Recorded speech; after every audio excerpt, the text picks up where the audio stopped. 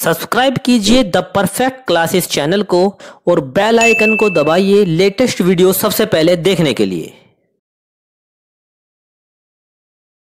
Hello student, आज मैं आपके साथ में शिक्षा निदेशालय द्वारा दी जाने वाली वर्कशीट नंबर 13 जो है डिस्कस करने जा रहा हूं।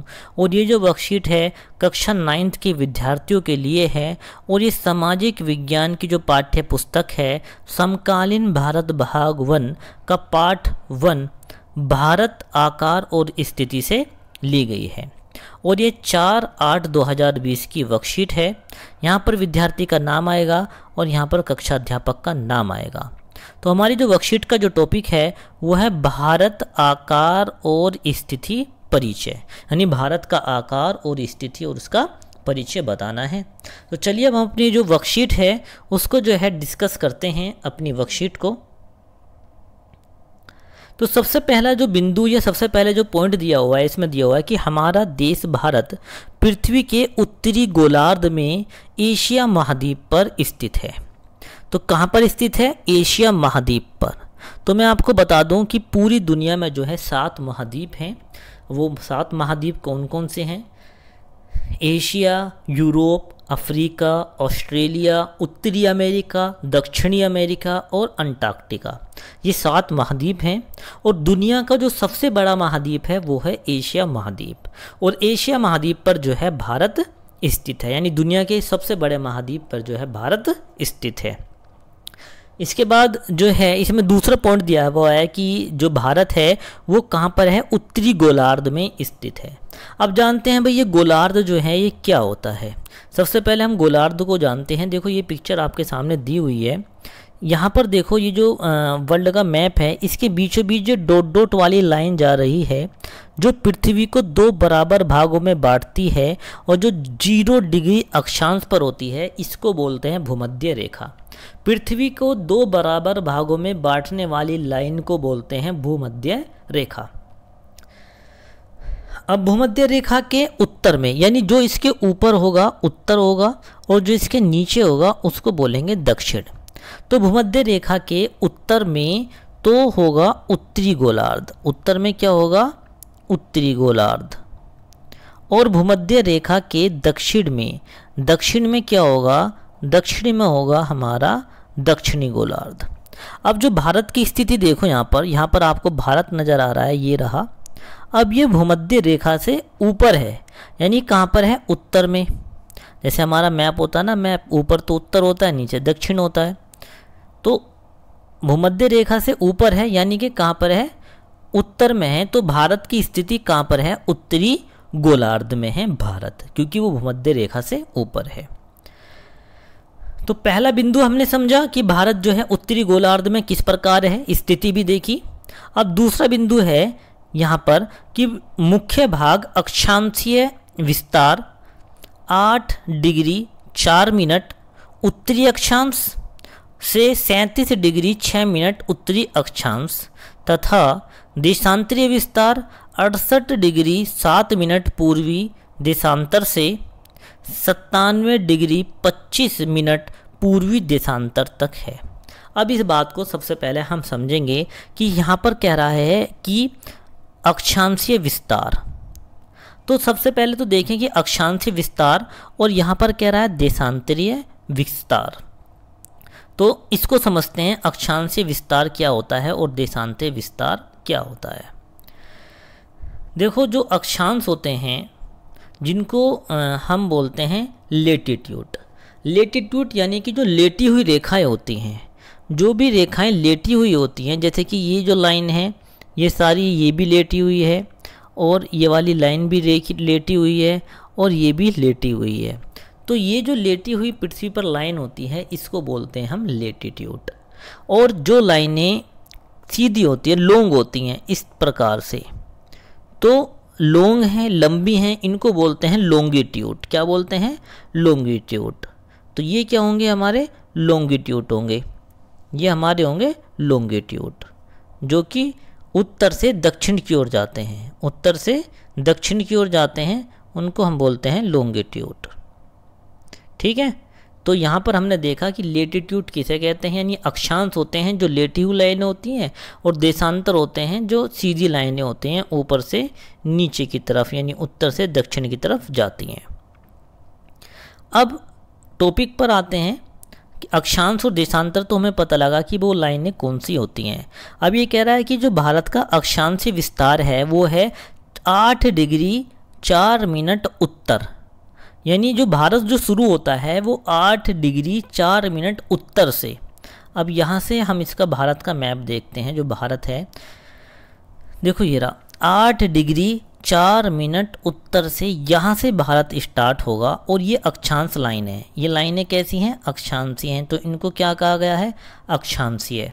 तो भारत जो है 8 डिग्री 4 मिनट अक्षांश से स्टार्ट होकर कहाँ तक है भारत? भारत है 37 डिग्री 6 मिनट अक्षांश तक, क्योंकि ये लाइन तो अक्षांश वाली है ना, ये जो लाइनें जा रही हैं ये सारी अक्षांश हैं। 37 डिग्री 6 मिनट अक्षांशीय विस्तार है, ये तो हो गया अक्षांश की बात। अब कह रहा है वो देशांतर में, भारत का जो देशांतर है, देशांतर लाइन सीधी लाइन होती हैं, तो भारत का जो देशांतर है वो यहाँ पर बताया गया। भारत का जो देशांतर है 68 डिग्री 7 मिनट से 97 डिग्री 25 मिनट तक है। ये सारे के सारे क्या हैं भारत के? ये जो लाइन है सीधी की सीधी, यहाँ पर देखो ये जो लाइन है ये सब इसी तरीके से ये लाइनें बनी हुई हैं और ये यहाँ तक जा रही हैं पूरी की पूरी लाइनें।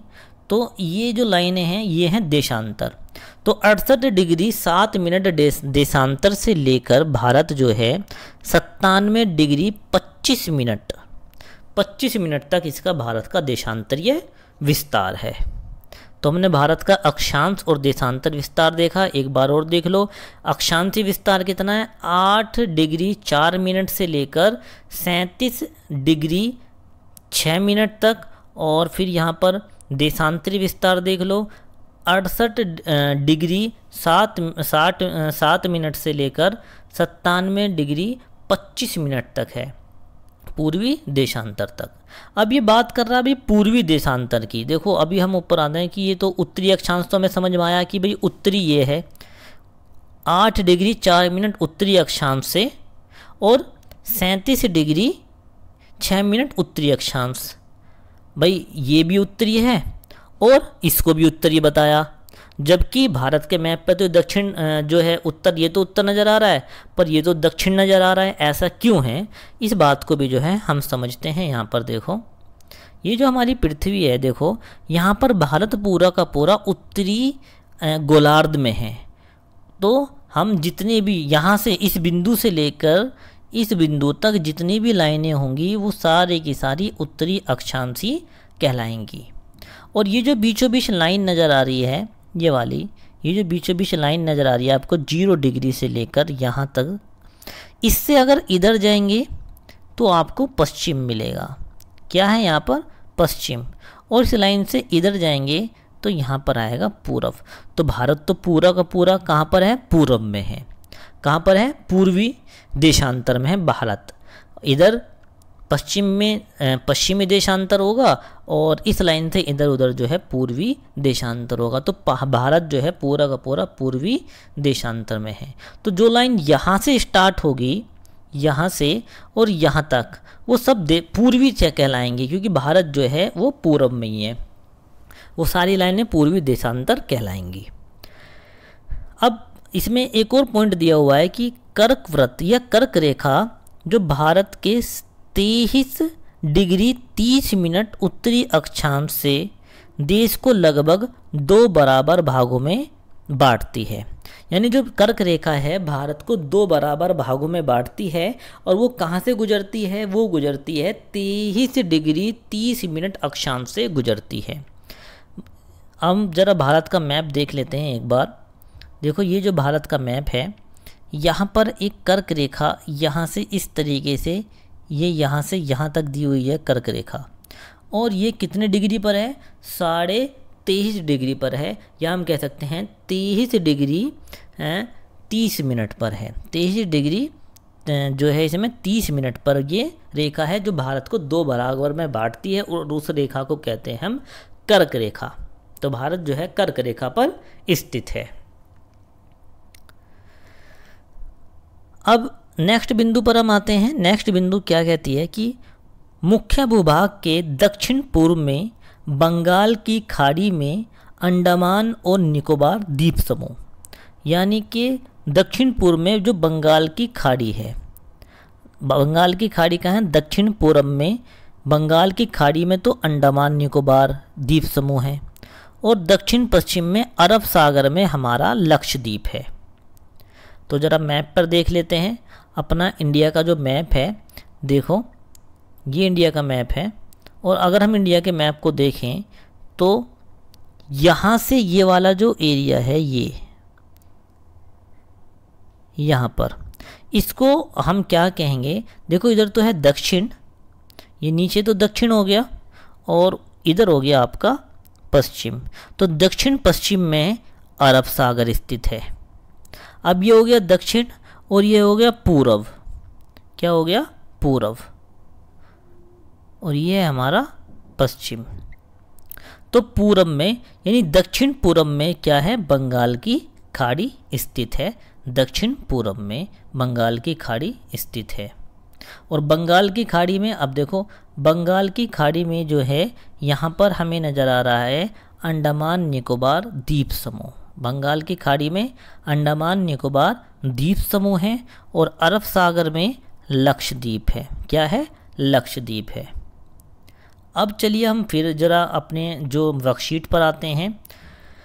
तो वर्कशीट पर हमने समझा कि बंगाल की खाड़ी में यानी दक्षिण पूर्व में, बंगाल की जो खाड़ी है दक्षिण पूर्व में, वहाँ पर अंडमान निकोबार द्वीप समूह है, तथा दक्षिण पश्चिम में अरब सागर में लक्षद्वीप स्थित है। तो अब जो है यहाँ पर, यहाँ हमने देखा, ये वाले पॉइंट हमने सारे देख लिए। अब हम आते हैं इसके आकार पर, भारत के आकार पर। भूभाग का कुल क्षेत्रफल 32.8 लाख है, यानी भारत का जो पूरा का जो क्षेत्रफल है वो है 32.8 लाख वर्ग किलोमीटर है, जो विश्व के कुल भौगोलिक क्षेत्रफल का 2.4% है। यानी अगर पूरा जो विश्व है 100% है, तो हमारे हिस्से में कितनी भूमि आ रही है, 2.4, सिर्फ 2.4 भूमि आ रही है। और हमारे देश में दुनिया की नंबर 2 की सबसे ज़्यादा जनसंख्या रहती है, और हमारे हिस्से में कितनी भूमि आई है, 2.4, और हमारा क्षेत्रफल कितना है, 32.8 लाख वर्ग किलोमीटर। चलिए अब आगे बढ़ते हैं इसमें ज़रा। दूसरा जो पॉइंट है, क्षेत्रफल की दृष्टि से विश्व में भारत का 7वां स्थान है। भारत का कौन सा स्थान है, 7वां स्थान है। नंबर 1 पे रूस है, कनाडा, संयुक्त राज्य अमेरिका, चीन, ब्राज़ील, ऑस्ट्रेलिया, और 7वें नंबर पर भारत। चलिए इसको थोड़ा सा पाई चार्ट के माध्यम से, इसको जो है एक चार्ट के माध्यम से देख लेते हैं। देखिए दुनिया में सबसे बड़ा देश है रूस, नंबर 2 पे कनाडा, 3 पे अमेरिका, संयुक्त राज्य अमेरिका, और 4 पे है चीन, और 5 पर है ब्राज़ील, 6 पर है ऑस्ट्रेलिया, और 7वें नंबर पर आता है हमारा भारत। देखो सबसे बड़ी लाइन किसकी नज़र आ रही है आपको, रूस की।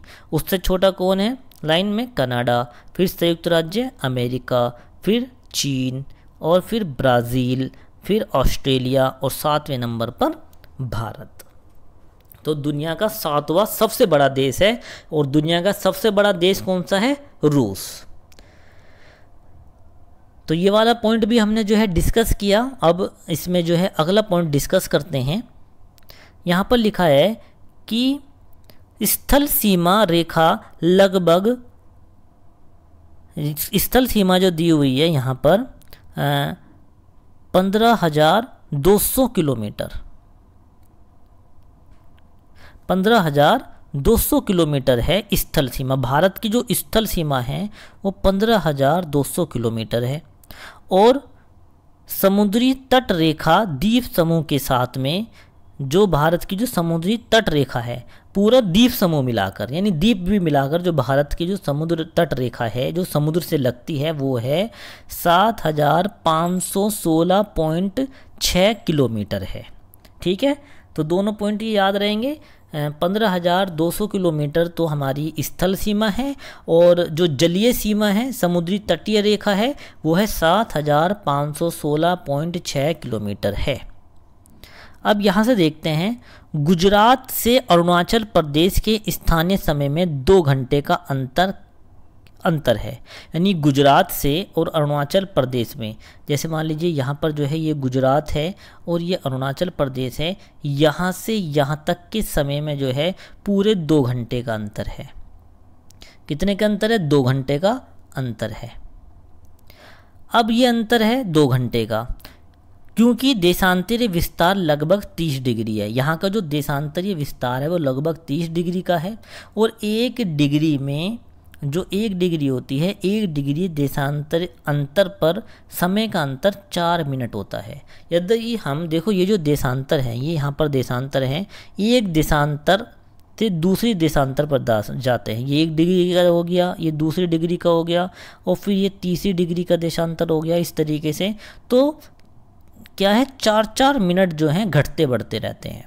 ठीक है, तो एक देशांतर पर जो है 4 मिनट का जो है अंतर है। अगर 30 देशांतर की बात करता है कि गुजरात से अरुणाचल प्रदेश में पूरे 30 देशांतर का अंतर है, तो 30 को हम 4 से मल्टीप्लाई कर देंगे तो कितना आ जाएगा? 120 मिनट, यानी 2 घंटे।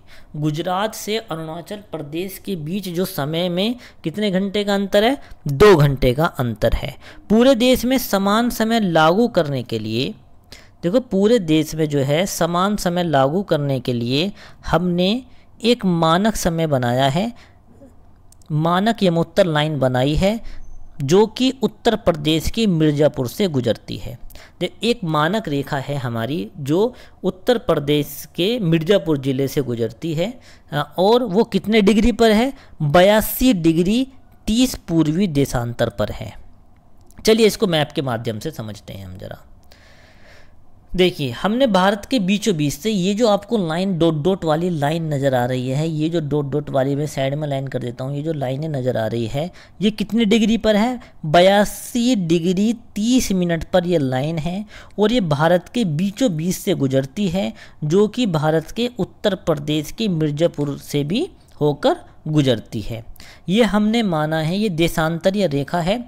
ये रेखा हमने इसलिए मानी है ताकि हमारे भारत का जो टाइम है वो बिल्कुल इक्वल रह सके, क्योंकि हमने ये लाइन है देशांतरीय लाइन जिससे टाइम का निर्धारण होता है, वो बीचों बीच से मानी है। और भारत का जो देशांतरीय रेखा है जिसको मानक यमोत्तर रेखा बोलते हैं, जिससे पूरे देश में समय का निर्धारण होता है, वो कितने डिग्री पर है? 82 डिग्री 30 मिनट पर है। ठीक है, अब यहाँ से हमने ये बात भी समझी, और ये कौन से स्टेट से गुजरती है? उत्तर प्रदेश के मिर्ज़ापुर से ये गुजरती है। अब हम बात करते हैं इसके क्वेश्चन आंसर की। चलिए क्वेश्चन आंसर देख लेते हैं, इसमें क्वेश्चन आंसर कौन कौन से दिए हुए हैं।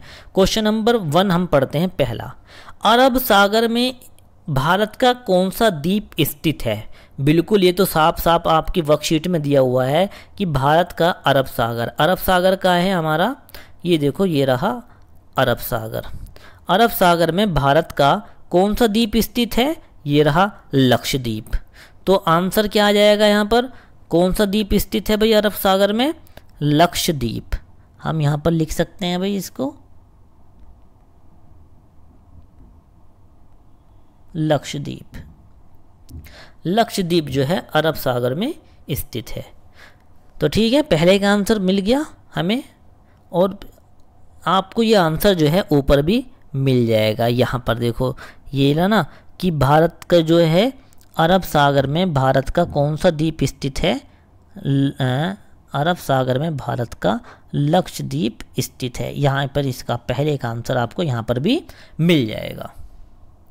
इसके बाद हम क्वेश्चन नंबर 2 की बात करते हैं। क्वेश्चन नंबर 2 है, कौन सा अक्षांश भारत को लगभग 2 बराबर भागों में बांटता है? देखो कितना आसान क्वेश्चन है, और ये वर्कशीट में साफ साफ लिखा हुआ है यहाँ पर।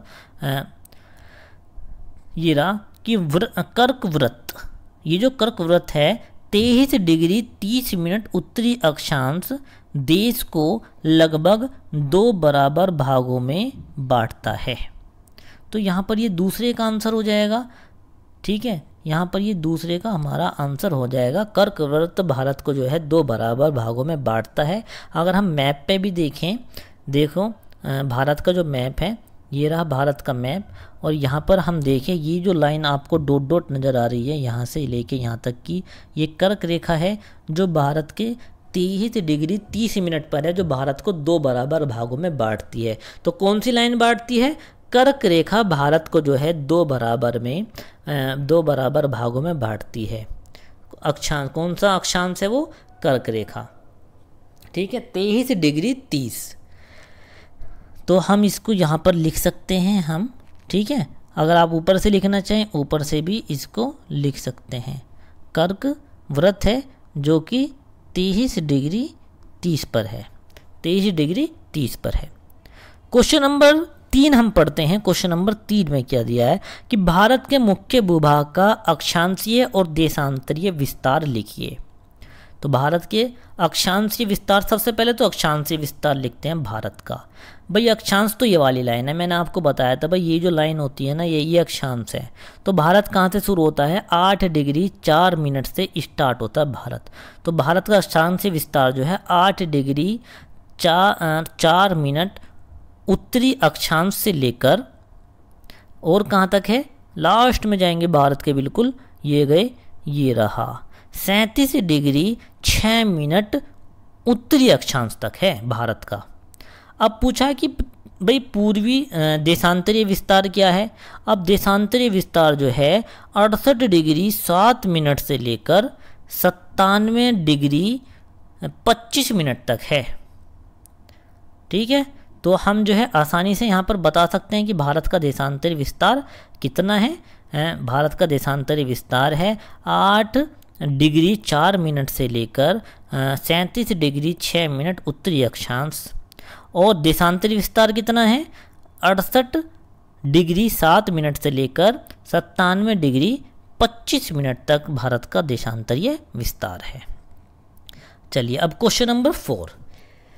क्वेश्चन नंबर 4 है कि यदि दिल्ली 77 डिग्री 30 मिनट पूर्वी देशांतर लगभग पर स्थित है तो इसका स्थानीय और मानक समय में कितना अंतर होगा? यह आपको बताना है कि स्थानीय और मानक समय में कितना अंतर होगा, अंतर बताना है स्थानीय और मानक समय का। तो सबसे पहले मैं बता दूं कि हमारा जो मानक समय जो डिग्री पर मापा है वो है 82 डिग्री 30 मिनट। ये मानक यमोत्तर लाइन है जो भारत के बीचों बीच से गुजरती है। मानक यमोत्तर लाइन है जो भारत के बीचों बीच से गुजरती है। और इसके बाद में यहाँ पर दिया हुआ है दिल्ली का। दिल्ली है 77 यानी 77 डिग्री 30 मिनट। अब इसको घटा दो, कितने का अंतर है? यहाँ पर घटा दो जरा इसको, कितने का अंतर है। चलिए घटा देते हैं। तो भाई देखो यहाँ से 0 से तो 0 कट गई, कुछ नहीं बचा, 0 है। यहाँ पर भी 0 है। अब एक यहाँ से हासिल ले लेंगे, ये होंगे 12। 12 में से 7 जाएंगे तो कितने बचेंगे? 5। और यहाँ बचे 7 क्योंकि एक हासिल ले लिया था, 7 में से 7 गए, बचे 0। तो यहाँ पर जो है कितना बचा? 5 डिग्री। 5 डिग्री का अंतर आ गया। 5 डिग्री का अंतर आ गया। अब हमें पता है कि 1 डिग्री किसके बराबर होती है? 4 मिनट के। 1 डिग्री किसके बराबर होती है? 4 मिनट के। 2 डिग्री किसके बराबर हो गई? 8 मिनट के। 3 डिग्री किसके बराबर हो गई? 12 मिनट के। 4 डिग्री किसके बराबर हो गई? 4 डिग्री 16 के। और 5 डिग्री किसके बराबर हो गई? 20 मिनट के। किसके? 20 मिनट के। तो हमारा अंतर कितना आ गया? 20 मिनट। अंतर आ गया हमारा 20 मिनट। तो इस प्रकार भी निकाल सकते हैं, या आप जो है यहाँ पर देखो, यहाँ 5 की मल्टीप्लाई कर दो और यहाँ पर भी 5 की मल्टीप्लाई कर दो, क्योंकि 5 डिग्री पूछा है ना, तो 5 एकम 5 आ जाएगा और 4 पंजे 20 आ जाएगा। ठीक है, इस प्रकार भी कर सकते हैं यहाँ पर। तो यदि दिल्ली 77 डिग्री 30 मिनट पूर्वी देशांतर लगभग पर स्थित हो तो इसके स्थानीय और मानक समय में कितना अंतर होगा? अंतर होगा 20 मिनट। तो इस प्रकार हमने बहुत ही इंटरेस्टिंग टॉपिक है और बहुत ही अच्छा टॉपिक है ये, और मुझे तो काफ़ी अच्छा टॉपिक लगता है। इस वर्कशीट को जो है हमने समझा है और ये 9th क्लास की वर्कशीट थी। अगर आपको मेरी वीडियो जो है पसंद आई है तो इसे जो है लाइक कीजिए, ज़्यादा से ज़्यादा शेयर कीजिए और मेरे चैनल को सब्सक्राइब कीजिए। धन्यवाद।